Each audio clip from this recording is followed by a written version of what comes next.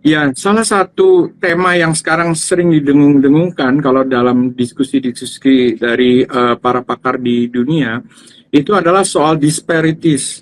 Disparities itu adalah eh, gap itu tadi, gapnya ini terutama misalnya gini, kalau di eh, rumah sakitnya misalnya gitu, itu ada tersedia alat, kemudian pasiennya itu bisa dapat akses ke rumah sakit tersebut, kemudian insurance-nya barangkali cover kayak di Australia gitu ya, insurance-nya bisa Yap. cover gitu ya. Tapi di tempat lain itu pasien itu kalau di luar ya nggak bisa milih milih rumah sakit ya, Iya. Bella ya, nggak bisa milih rumah sakit kayak leluasa kayak di Jakarta gitu. Di tempat lain itu dokternya seperti tadi Bella bilang nggak semuanya paham Yap. tentang diabetes teknologi. Kemudian Yap. belum tentu dokternya mau meresepkan Yap. diabetes teknologi, belum tentu insurance-nya cover untuk itu, sehingga itu ada gap yang besar. Nah, Yap.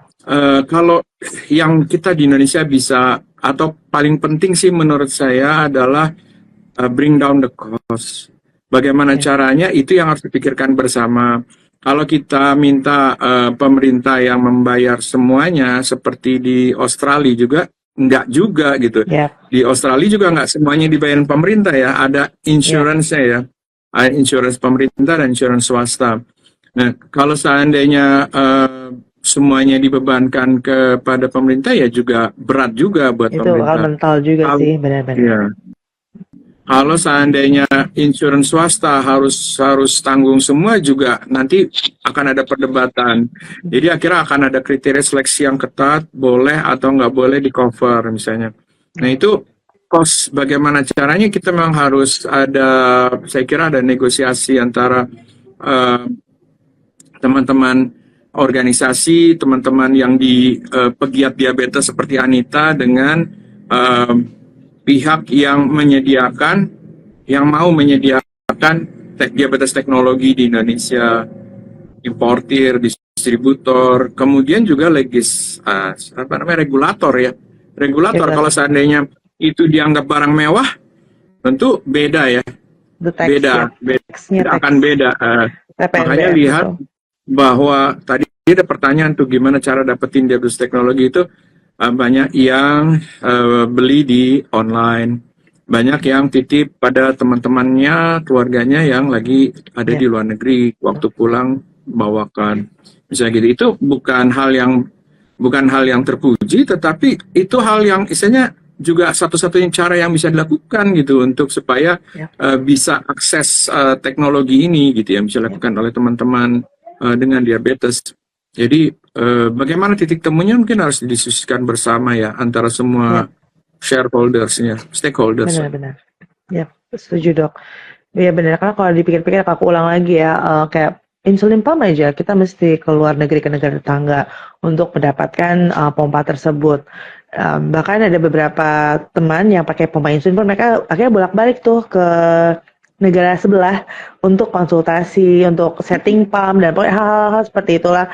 Karena itu tadi, karena balik lagi, karena kalau ke Indonesia mereka bingung mereka harus kemana, harus nanya ke siapa, kayak gitu sih. PR-nya banyak ya dok ternyata.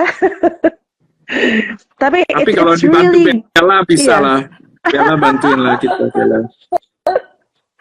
It's really good to know. Maksudnya it's really good to know bahwa ternyata apa ya, tetap kalau misal aku ambil dari ucapan Dokter Bella sebelumnya, maksudnya akan selalu ada celah untuk improvement, akan selalu ada celah untuk perbaikan.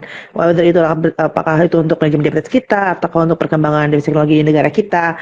Kita cuma hanya kita perlu untuk meningkatkan awareness. Caranya gimana ya? Mungkin ya melalui IG Live ini ya kita bahas-bahas diskusi seperti ini. Jadi yang lain jadi tahu apa sih dari teknologi itu.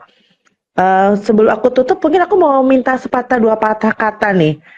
Message dari Dokter Bella dan Dokter Jo, boleh silahkan.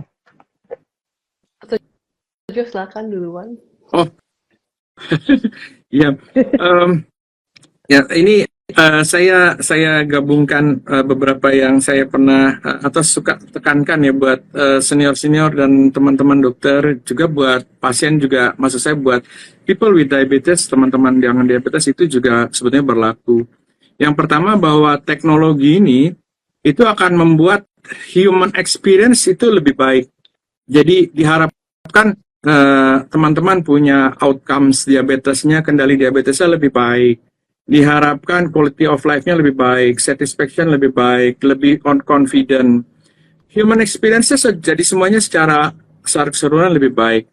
Lalu dokter dengan menggunakan teknologi jadi lebih bisa mengerti seseorang pasiennya dengan lebih bagus gitu, dengan lebih baik, bisa melayani dengan lebih baik dan lebih bisa fokus pada human touch. Jadi gini, kalau kita bicara teknologi, AI dan lain-lain, itu akan membuat banyak dokter itu menjadi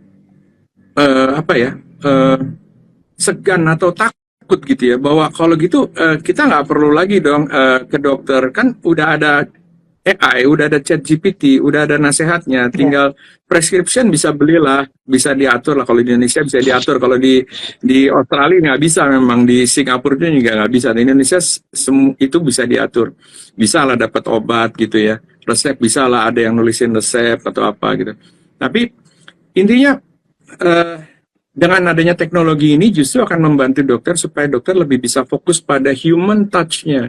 Jadi pada hubungan antara dokter pasien yang bukan yang di AI-nya gitu loh, bukan yang seperti di handphone. Kalau Anita nelfon banknya gitu ya, silakan pencet 1 jika Anda ingin mengetahui gula darah pagi tadi, silakan pencet 2 kalau gula darah ingin mengetahui gula darah tadi siang. Bukan seperti itu kan yang diharapkan sebetulnya dari dokter gitu. Kalau yang seperti itu ya pakai AI aja, semua juga bisa gitu misalnya. Akhirnya karena kalau pakai teknologi kan kita sudah datanya sudah tersedia ya. Kayak misalnya gula darah, misalnya aku deviasinya berapa, aku time in range-nya berapa, terus aku mencapai berapa persen, untuk sesuai on targetnya berapa persen. Jadi dokter itu tinggal cukup melihat data tersebut, mereka terus tinggal review bareng deh sama pasiennya, what to do next, ya kan? Yes. Nah, akhirnya koneksi antara dokter dengan pasien itu akan menentukan outcome-nya nantinya. Kemudian nanti kita menuju dengan teknologi ini, kita menuju yang namanya personalized medicine. Personalized medicine itu nggak cuma bicara genomik, epigenetik, di mana kalau kamu tiap hari makan pangsit itu nanti penyakitnya akan beda deh itu, genetiknya yang keluar tuh akan beda dengan kamu setiap hari makan daun pepaya misalnya gitu. Itu adalah epigenetik misalnya. Kalau genomik tuh Anita genomnya itu akan kena penyakit jantung misalnya gitu, karena gennya tuh udah ada. Nah itu gimana taunya? Itu nanti bisa diperiksa, terus nanti akhirnya bisa dicegah. Oh kalau gitu Anita dicegah jangan sampai gula tinggi, kolesterol tinggi, tekanan darah tinggi dan lain-lain, kekentalan darah, antiinflamasi dan lain-lain, supaya jangan sakit jantung karena udah tahu genomnya tinggi. Tetapi selain itu juga di bidang diabetes itu akan ada nanti personalized medicine. Jadi gula darahnya Anita itu nantinya yang pas buat Anita berapa, buat keluarganya misalnya kakak adiknya juga diabetes itu bisa beda gitu. Kemudian respons daripada insulin, respons dari obat itu bisa berbeda-beda antara dosis yang sama dikasih Anita, dosis yang sama dikasih temannya, dosis yang berbeda dikasih teman yang lain, itu respons tubuhnya beda-beda. Nah itu akhirnya menuju personalized medicine, jadi setiap orang beda-beda gitu ya, setiap orang beda-beda responsnya. Nah itu akan dibantu oleh teknologi. Tapi memang banyak PR-nya. Kalau seandainya pada saat ini yang saya bisa bilang akhirnya adalah kalau teman-teman ingat ya di film itu ada tulisan, ada apa namanya, ada quote meme atau apa ya quote yang penting itu bahwa it is not the plane but the pilot. Jadi mau naik pesawat jet yang canggih seapapun juga, tapi akhirnya yang menentukan bagus apa enggaknya, menang apa enggaknya dalam misalnya pertempuran, tahu kan ya film Top Gun yang baru itu ya, biarin pesawatnya paling bagus atau lebih canggih, tapi akhirnya menentukan pilotnya juga gitu. Jadi pilotnya itulah yang menentukan, bukan teknologinya pada akhirnya gitu. Itu akan membantu kita, tetapi bukan itu satu-satunya. Jadi buat teman-teman yang nggak bisa punya akses terhadap diabetes teknologi itu juga boleh berkecil hati. Karena nanti tetap ada caranya supaya tanpa diabetes teknologi kita bisa mencapai hasil yang nggak jauh inferior dibandingkan dengan yang pakai diabetes teknologi. Cuman caranya itu bagaimana nanti harus diskusi dengan dokternya, dokter pribadinya masing-masing supaya hasilnya seoptimal mungkin walaupun tidak bisa mengakses diabetes teknologi. Saya yakin juga, nggak tahu nanti dikonfirmasi ya sama Bella, nggak semua orang di Australia yang diabetes itu bisa punya insulin pump, bisa punya CGM. Pasti ada yang nggak bisa dapat itu karena faktor-faktor ya yang kita nggak bisa sebutin deh. Pasti ada faktor-faktor lain gitu ya. Di luar daripada faktor indikasi, kontraindikasi, less indication, priority dan lain-lain. Itu kan istilah medis. Tapi selain itu juga ada hal-hal lain yang sebetulnya ya di luar kertas gitu ya. Tapi sebetulnya ada hal-hal lain yang membuat seseorang nggak bisa punya akses terhadap itu. Even walaupun di negara Jo, maju banget.